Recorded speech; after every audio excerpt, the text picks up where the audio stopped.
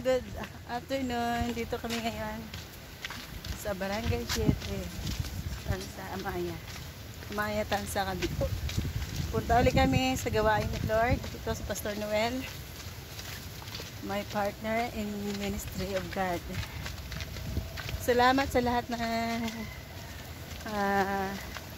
ginagamit ni Lord, nag-sponsor sa kanyang gawain. Our labor is not in vain. Ang ating pagpapagal ay hindi masasayang sa Panginoon.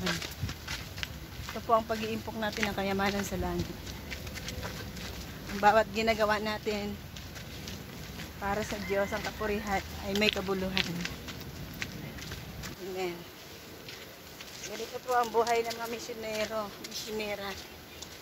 Mga anak ng Diyos. Ay, Pastor, daming dala.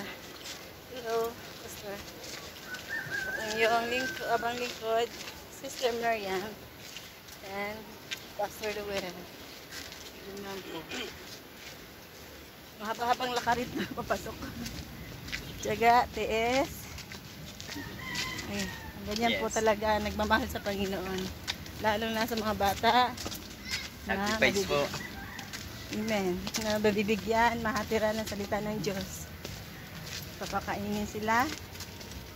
Higit sa lahat ng Word of God at physical din. Yung mga nagbibigay.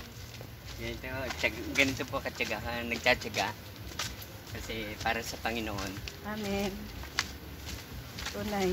Ganyan po kami magmahal sa Panginoon. Kahit kami po ay napapagod. Opo. Galing pa yun ng dasma. Ang Lord naman po nagbibigay ng lakas sa atin. God is our strength. Amen. Siya ang ating pain reliever. Yung mga salita niya. Nagpapalakas, nagpapatibay, nagbibigay ng sustansya, kalusugan sa ating spiritual.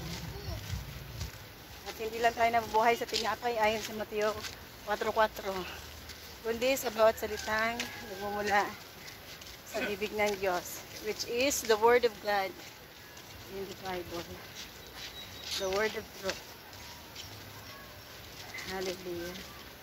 Dito kami nag-shortcut yung tulay. Minsan, may daanan dyan. Ito po yung tulay.